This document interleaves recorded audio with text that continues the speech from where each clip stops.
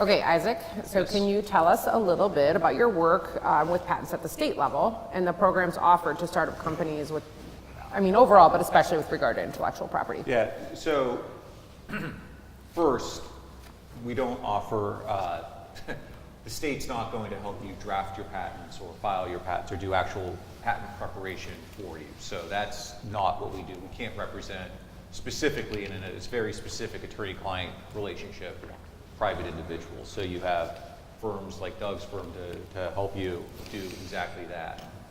However, what I do is talk to entrepreneurs around the state about patent issues that they're facing and help them walk them through the issues that they're going to encounter in the, well, for example, obtaining a patent. As Doug just talked about the process, you know, he went through in short order provisional, non-provisional, and PCT. And those are all things that we all know very well, but it's quite possible that rattling those phrases, I'm sure there's at least one of you in here who doesn't, when I say provisional, non-provisional, PCT, are like, what exactly is that? So talking through that process, I've done for entrepreneurs in startups numerous times, and I do it in IP workshops, I do it on one-to-one meetings. When I come up to or visit different places in Ohio, I've been across the hall meeting with IntelliSense and Dr. Agarwal, companies. He has patent counsel, so we didn't talk about that necessarily. But so I'm really happy to help with that. I'm also, I've had questions that come up frequently is this, how much does this cost? Is this an appropriate cost? I was at a workshop where a company asked, you know, I was getting a provisional application, which is the early, very basic placeholder application. And the firm was going to charge me $6,000. Does that seem right to you? And I said, that doesn't seem right to me. That seems like it should probably cost about $800 to $2,000, depending on how in detail you're going in your provisional application. But $6,000, way out of bounds or way above normal. In the specific patent area, the other thing I think which startup companies or early stage companies have to figure out, you know, early stage in their technology development is whether or not you're going to pursue patents or trade secrets, which makes the most sense for you.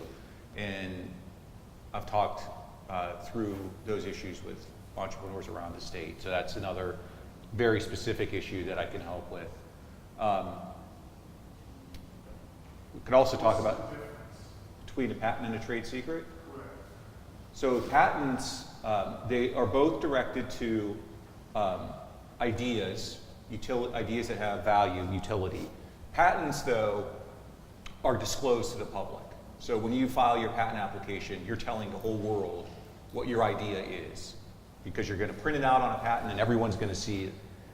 In exchange for sharing your idea, you get 17 years of exclusive use of that idea. No one else can use it. If they do, they're infringing your patent.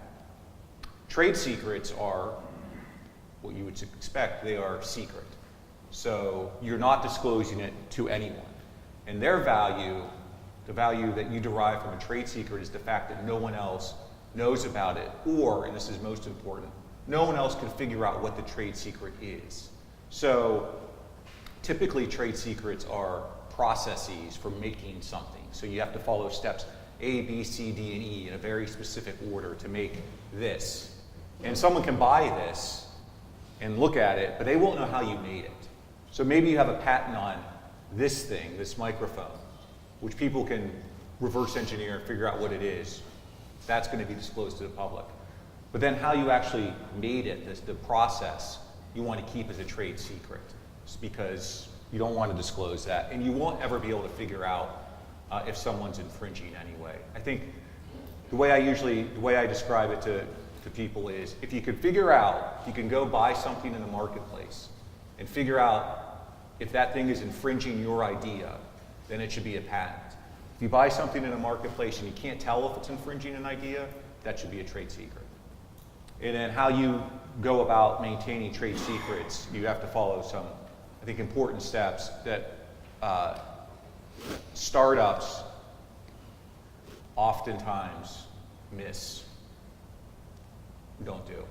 just because of their nature. Yeah, And we will absolutely. cover that for sure. Yeah. The best way to protect something is through a trade secret. So if what you have lends itself to protection in that way, that's the best way, because you can keep it forever, and the value to you over time is worth a lot more than the limited time period that you would hold a patent for. But unfortunately, you said that not everything lends itself to a trade secret. Yeah. If you can reverse engineer it, Yeah. then it's not, then trade secrets aren't going to help you. Once information is known in the public, it's not a trade secret, unless, by and large, the general rule, that's the general rule. So, and one final thing that we offer is we do have, in addition to working with companies and talking with them, we also have a commercialization webpage resource that has explanations of what you would expect to encounter when you're negotiating with a university. We have template agreements that you can look at to get a sense of what sort of terms you can expect to see from a university. We have a template patent license agreement that you can look at. It's also annotated, which explains what the terms are, why you might see this term or this term or this term. It doesn't mean that Toledo or Ohio State is going to use those terms, but it gives you an idea of what you can expect to see, reasonably expect to see.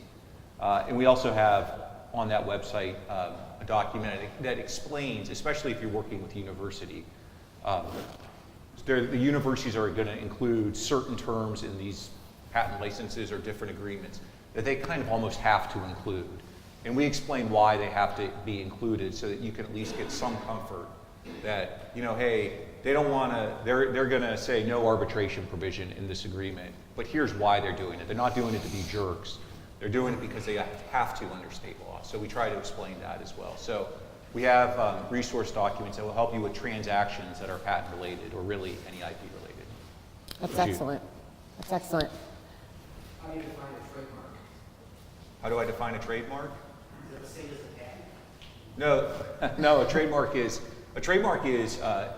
a unique set of words or designs that identify source of goods made, so to the consumer. So, so if you buy a Coke, you see Coke on the can, that's going to identify to you what's inside the can. You know that you've had a Coke before. You know what to expect. If you see a Honda on a car, you might have owned a Honda Accord and you're buying a Honda Civic. You could expect a certain quality of goods and services associated with that brand name. So it's a brand name. Excellent. Thank you.